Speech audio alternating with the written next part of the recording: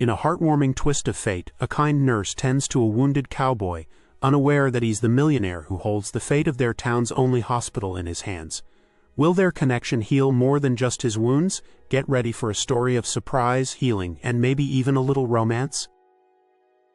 Alara Vance, a recluse by choice who had traded the bustling city for the stark, isolated beauty of the Crimson Peaks, wasn't expecting visitors, especially not one delivered by the wrath of nature. Her small, sturdy cabin was perched on a lonely ridge, accessible only by treacherous trails in good weather, and utterly cut off when the blizzards descended. She had come here years ago, seeking solace, a quiet life away from the demands and disappointments of her past as a skilled though disillusioned paramedic. Her hands, once adept at saving lives in chaotic urban environments, now found peace in carving wood and tending a small hardy garden in the brief summer months. But the skills remained, a quiet hum beneath the surface. It was the faint groan, barely audible above the wind's shriek, that drew her to the snowdrift piled against her front porch. Digging frantically with a shovel, she uncovered not a fallen tree limb, but a man, half buried, unconscious, and alarmingly cold. His clothes were expensive but torn, stained dark with blood. A deep gash marred his temple, and his breathing was shallow, ragged. Panic was a luxury she couldn't afford. Years of training kicked in instantly, overriding her shock. She dragged his dead weight inside, the heat from the fireplace a stark contrast to the icy shell his body had become. As she worked to warm him, to staunch the bleeding and assess his injuries, she noticed things that didn't fit. The fine leather of his boots, the sheer expense of his watch despite its battered state, and the way his body tensed even in unconsciousness, like a cornered animal. When he finally stirred, his eyes, a piercing gray, were filled with a raw fear that had nothing to do with the snow. "No hospital," he rasped, his voice hoarse with pain and cold. "Nowhere official." His plea, weak yet urgent, confirmed her initial instincts. He wasn't just a lost hiker, he was a man in deep trouble, and bringing him into the system might just be a death sentence. Alara, against her better judgment and the sensible part of her that screamed about the risks, nodded. The storm outside was just beginning to mirror the human one she had just dragged into her life. Alara transformed her simple cabin into an emergency aid station. She boiled water on the wood stove, sterilized the few instruments she kept for minor injuries, and meticulously cleaned and dressed the man's wounds. The gash on his head required careful suturing, a task she hadn't performed in years but whose muscle memory returned with surprising speed. His ribs were likely bruised, perhaps cracked, and a nasty sprain swelled his ankle to twice its size. He drifted in and out of consciousness, muttering names she didn't recognize, fragments of conversations laced with tension and fear. Alara worked tirelessly, changing bandages, monitoring his temperature, coaxing sips of broth past his dry lips. The cabin, usually a haven of quiet solitude, now buzzed with a silent tension. Every creak of the wood, every gust of wind seemed amplified, a potential harbinger of danger. She learned his name was Kale. That was all he offered initially, a single stark name. He was guarded, his gray eyes tracking her movements even when weakened. He ate sparingly, slept fitfully, and flinched at sudden noises. Alara, while tending his physical wounds, began to observe the deeper ones, the lines of stress etched around his eyes, the haunted look that settled when he thought she wasn't watching. She used her medical knowledge to gauge not just his physical recovery, but his psychological state, recognizing the signs of trauma and the acute hypervigilance of someone who had been hunted. The isolation of the cabin, while protecting them from the external threat, also magnified the intensity of their interactions. There was no one else, nowhere to go, only the raw reality of his injuries and the unspoken danger that had driven him into the mountains. Alara found herself becoming not just his nurse, but his sole protector, her quiet life irrevocably shattered by the man she had pulled from the snow. The solitude she had craved was now a cage, shared with a stranger whose secrets were as heavy as the storm outside. As Kale slowly regained strength, the dam of his silence began to crack. Propped up by pillows near the fire, sipping Alara's strong herbal tea, he started to speak, his voice initially hesitant, then gaining a quiet intensity. He spoke of a world far removed from the rugged simplicity of the peaks, a world of immense wealth, cutting-edge research, and a family legacy built on a sprawling scientific foundation. He revealed his full name was Kalen Vance, heir to the prestigious Vance Research Foundation, a name Alara vaguely recognized from news headlines about medical breakthroughs and philanthropic endeavors. The connection between this broken man in her cabin and the public face of a powerful institution seemed impossible, yet the conviction in his voice was undeniable. His story was one of privilege overshadowed by tragedy. He spoke of his younger sister, Maya, brilliant and compassionate, who had died years ago under circumstances that had always felt wrong. Linked to a clinical trial run by the very foundation bearing their name, Kalen had been away at university at the time, but his sister's death had haunted him, a persistent whisper of doubt that grew louder over the years.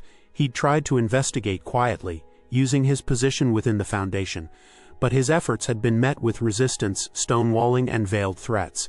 He spoke of finding inconsistencies in research data, altered reports, and a pattern of silencing anyone who questioned the official narrative surrounding Maya's death, and several other unexplained complications within the Foundation's trials. His attempt to go public with his suspicions had led to the recent attack, forcing him to flee into the wilderness, injured and desperate. He believed the people responsible for covering up the truth about Maya's death were the same ones who wanted him silenced permanently.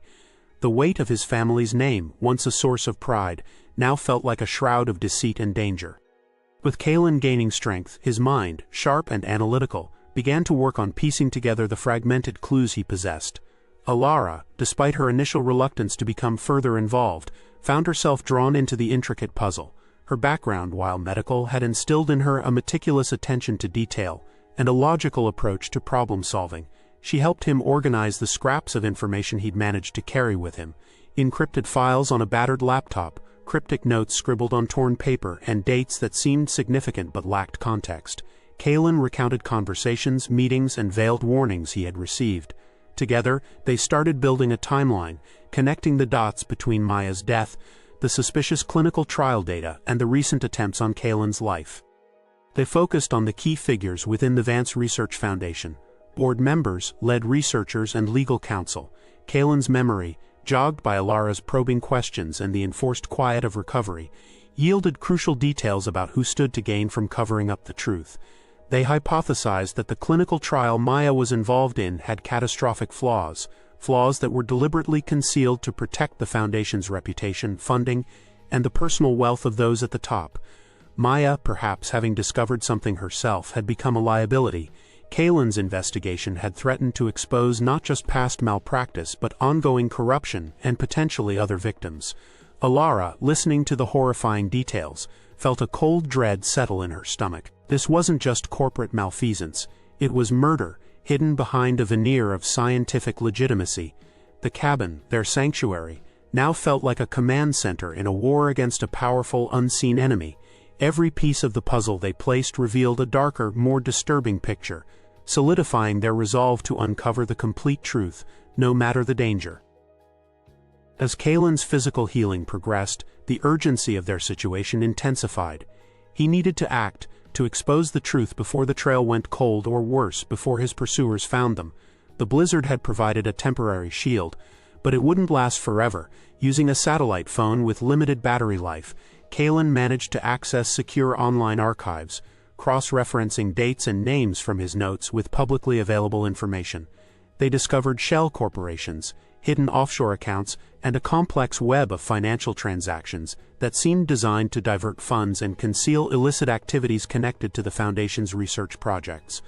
Alara's keen eye for detail proved invaluable in spotting inconsistencies in financial reports and identifying potential weak points in the conspiracy structure.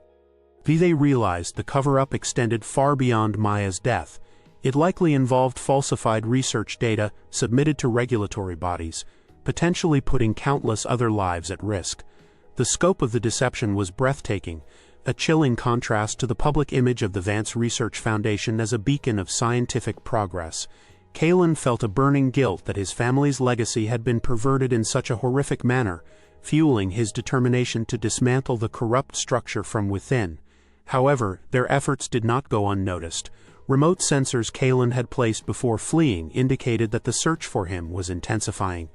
Unidentified vehicles were seen in the foothills, and encrypted communications Kalen intercepted suggested his location was being narrowed down.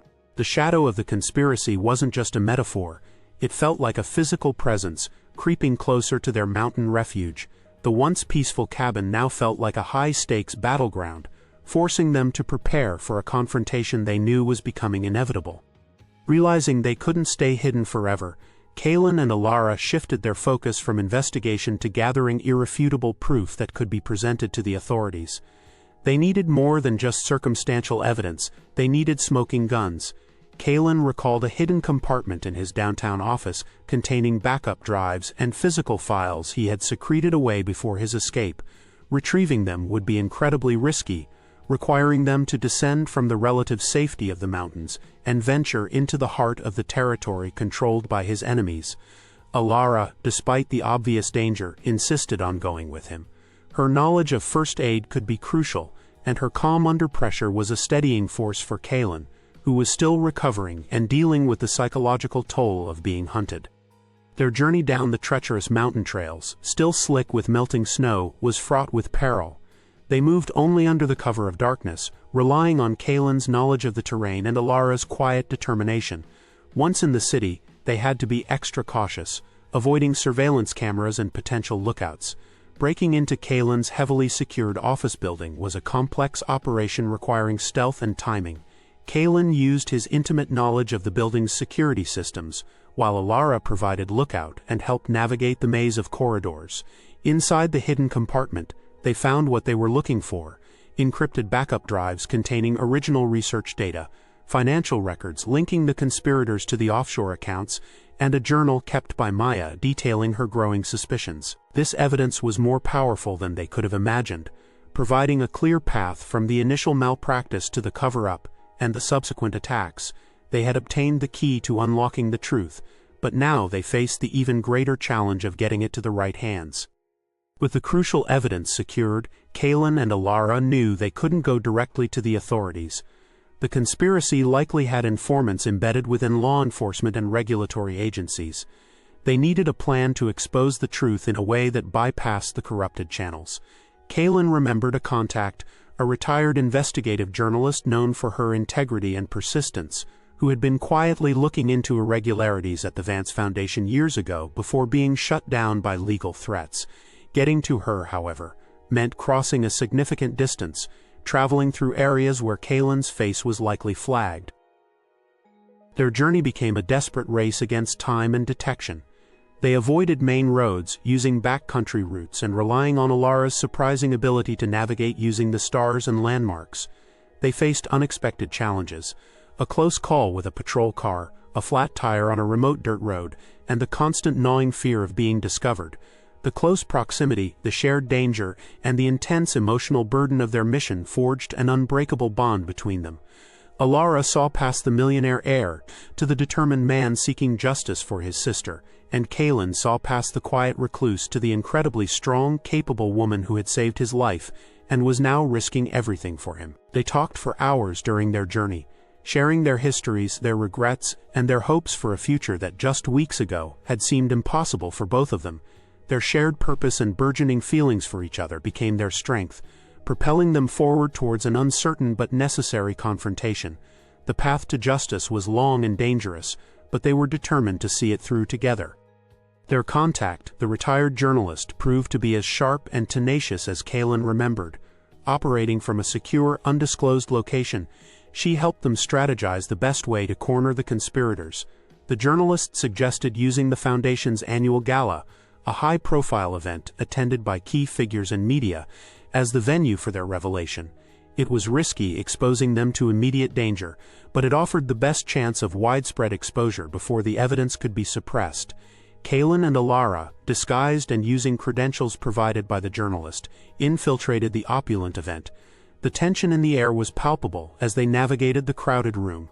The faces of their enemies, board members, researchers, legal counsel, smiling and mingling, utterly unaware that their carefully constructed world was about to crumble. Approaching the lead orchestrator, the Foundation's current CEO, a man Kalen had once considered a mentor, they presented a fraction of the evidence, enough to make him nervous, but not enough to allow him to fully compose himself. Using hidden recording devices, they engaged him in a conversation, subtly leading him into acknowledging details only someone involved in the cover-up would know. The CEO, arrogant and overconfident, fell into their trap, attempting to justify his actions and inadvertently implicating himself and others. When he realized he was being recorded, panic flashed in his eyes, but it was too late. Simultaneously, the journalist released the full cache of evidence, the original data, the financial records, Maya's journal, to major news outlets and regulatory agencies. The room erupted in chaos as the news broke, security personnel swarming in, and the conspirators attempted to flee. Kaylin and Alara, their mission accomplished, slipped away in the confusion, the weight of years of injustice finally beginning to lift. The truth, long buried, was now undeniably out in the open, ensuring that justice, though delayed, would finally be served. In the aftermath of the scandal, the Vance Research Foundation was rocked to its core. Investigations were launched, arrests were made, and the full extent of the corruption and the devastating impact on patients, including Maya Vance, was laid bare. Kaylin, no longer a fugitive but a key witness, testified, sharing his story and the evidence that had saved his life and exposed the truth. The public reaction was one of shock and outrage, followed by a demand for accountability and change. Inheriting the remnants of the foundation, Kaylin made a decision that echoed his journey towards healing. He would not let his family's name be synonymous with deceit and tragedy. Working with the journalist, regulators, and a newly appointed ethical board, he initiated a complete overhaul. The Vance Research Foundation was dissolved, and in its place a new institution was established, the Maya Vance Healing Institute, dedicated to transparent, patient-centered research and providing care to those harmed by past medical malpractices. The institute was a direct tribute to his sister's memory and a tangible manifestation of Kaylin's commitment to redemption. He funded it generously, ensuring its independence and its focus on ethical scientific inquiry. The grand opening of the institute, a place of hope rising from the ashes of corruption, was a deeply emotional moment for Kaylin, a public acknowledgement of his past, and a powerful statement about his future. He stood before the gathered crowd, no longer the hunted heir, but a man who had faced darkness and chosen to build something life-affirming in its place. Alara stood by his side, her quiet strength a constant support. The journey had changed both Kaylin and Alara profoundly. Kaylin had faced his family's dark legacy and emerged not defeated, but determined to forge a new path built on integrity and healing. He had rediscovered purpose and found a connection with Alara that went deeper than survival. Alara, who had retreated from the world, had found herself thrust back into its complexities, her dormant skills revitalized and her heart opened to the possibility of a future shared with another person. The solitude of the cabin, which had once been her refuge, now felt less like an escape and more like a temporary pause before re-engaging with life. Their relationship, forged in the crucible of danger and shared purpose, blossomed in the subsequent months. Kaylin chose not to retreat back into the world of high finance and endless board meetings. While overseeing the Maya Vance Healing Institute, he found a new rhythm, one that allowed for balance and connection. Alara, while still cherishing her peace in the mountains, spent more time with Kaylin, working with the Institute on patient advocacy programs, her unique perspective and compassionate nature invaluable. They built a life together, one that blended Kaylin's commitment to his sister's legacy with Alara's need for authenticity and connection to nature. They had faced the storm, both literal and metaphorical, and emerged stronger, their love a quiet testament to resilience and the power of truth. Their future wasn't about escaping the past, but about honoring it by living fully and building a world where healing and honesty prevailed. If you enjoyed this story of survival, secrets, and second chances, be sure to subscribe for more tales of courage and unexpected connections.